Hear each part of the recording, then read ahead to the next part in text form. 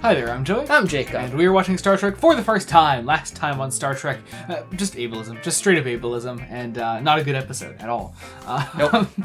It was the end of 1990 though. Today we are entering 1991. We are really getting into the 90s now.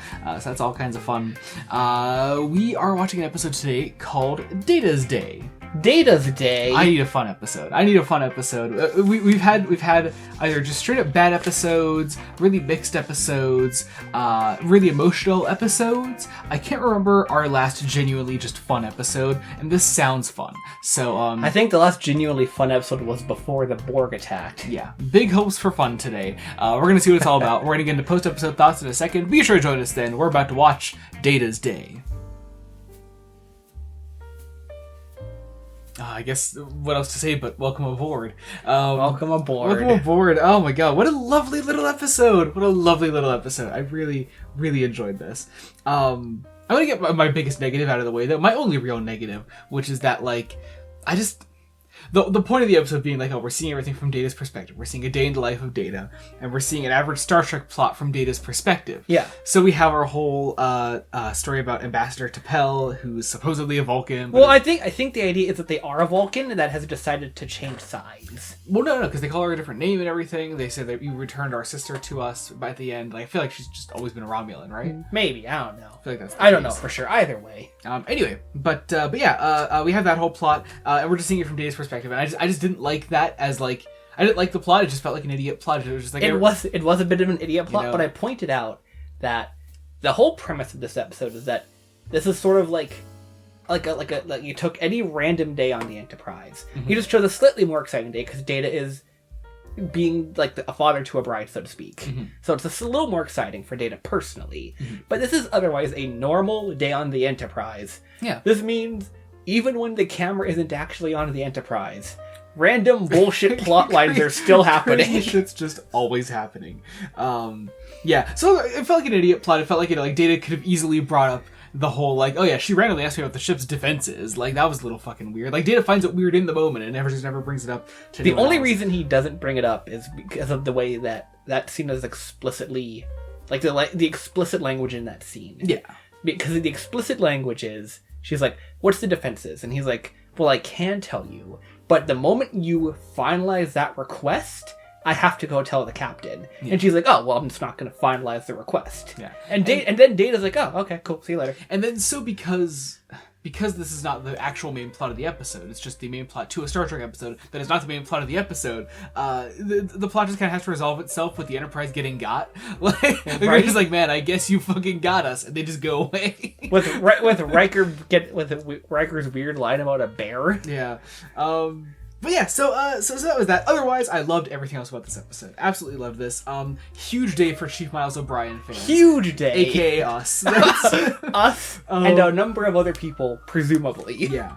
O'Brien's getting married. O'Brien got married. I mean, we're aware that he's on Deep Space Nine eventually, but is she on Deep Space Nine as well? Is Keiko on that ship, or on that base? I guess that'll be, if that's the case, that's interesting. Yeah, but will we see her in future O'Brien episodes? Maybe not. I personally am going to say we probably won't see a lot of her through the rest of this show, through TNG. Mm-hmm. But if we see her again, it will be on Deep Space Nine. Yeah.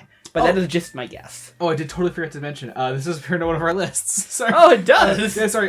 Cinema Blend 2021. It appears at number 9 on there. Okay. So, yeah. It's a good episode to appear on a list. It's a great episode, yeah. Data has a cat. Data just has a cat. He just has a cat. I think that's He great. walks into his quarters, tells the computer cat supplement number 9, I think. You're just like, what the hell? He gets cat treats. He gets little cat treats. He has this nice, healthy looking orange cat. Yeah. I love that. I love just the idea of Data's personal logs though in his brain. He has a personal log. I'm guessing he just stores them all within himself. There's the whole thing about it being the 1000th odd day since this Enterprise was commissioned. Yeah.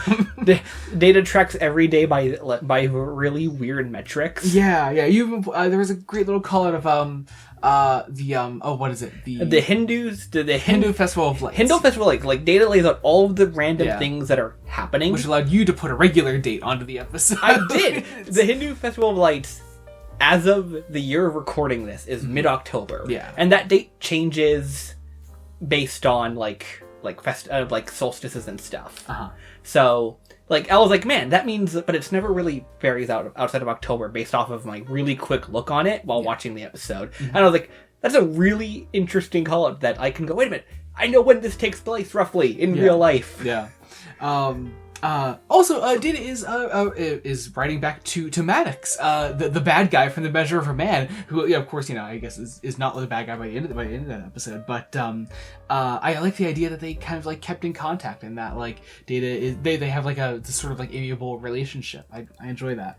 Yeah, because this whole premise for Data's extended personal log is Maddox wants some first-hand experience what it's like to be Data, I guess. Yeah. And Data's like, okay, I have no problems just monologuing to myself all day long. Yeah. You get some great little lines in his inner monologue. The whole normally if I were capable of emotion, switching randomly, going straight to the neutral zone would concern me. Things like that.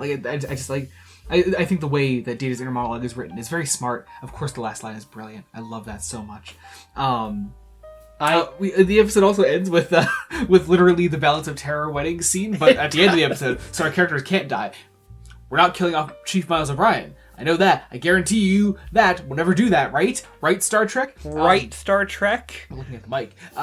We do that often. If we address the audience directly, we usually look at our mic. Yeah. Don't tell us what happens. Don't spoil things, please. This episode also does reveal that while Data's trying to solve the problem where Chief O'Brien and how'd you say her? What's her name? Keiko. When they're having a when they're middle of the episode, they're not getting married. Mm-hmm. She doesn't want to go through with it. Mm-hmm. Data keeps going to different people I need some help. Yeah. And at some point he goes to Troy and he's like, I've considered getting married. Yeah. I think I have a lot to offer a partner. Yeah. And there's just this great moment of no, a key component of marriage is growing old together, and I cannot do that, which is just a gorgeous little line from Data there. Again, I just love that dynamic between Data and Troy in general. They've always had a great dynamic. I remember particularly loving their relationship in what episode was it? The something. It was the thing with the big space rock. It was Tin Man. Tin Man. They got a great little scene between them at the end. I love that.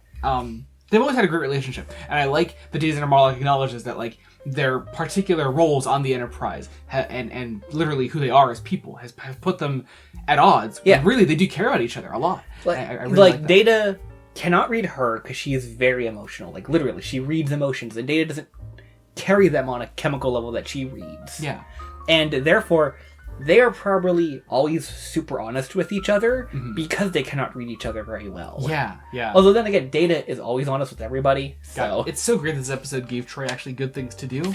Looking at the last one. And the last thing I want to talk about is the dance. Of course, I love the dancing scene. First off, Gates McFadden, professional dancer herself, getting her to really show off her stuff. I love Gates McFadden's career in general. She doesn't need Star Trek. That's the important thing. It's she doesn't need Star Trek. She didn't need it. When she was offered it back, she didn't need Star Trek. And she did it anyway. I didn't know she could dance before this episode. Oh, yeah, you see it on full display. And so can Brent Spiner, apparently. I guess. I love the slow development of the slow dancing scene, though, as well. Him slowly understanding that. I love that his holodeck partner looks a lot like Tasha Yar. I think that's important. I thought for a second they were going to actually get Denise Crosby back. They didn't, alas. And of course, leading up to that brilliant sort of dance scene between him and Keiko at the end. That's really the reason that Data was the father of the bride. It was that he was the one that introduced her and O'Brien. I like that. And it does, O'Brien is I was on the ship after you got to know her, which implies Data tries to get to know everybody, at least a little. Yeah, totally. And that seems very much in line for him. He might not understand why they like him, but he understands that he is likable. Yeah. And I like Data too. God, that was a great episode. Big fan. Big fan. I think that does it though. If you enjoyed this, be sure to check out our Patreon. You can get early Star Trek reviews and exclusive Star Trek commentaries. If you don't want to support there's a general support tier. Put your name in the description below. It's nice. It's nice. Yeah. I guess be sure to join us next time when we continue Star Trek Next Generation. Until then, this has been Joey Morgan. I'm Jacob. Goodbye.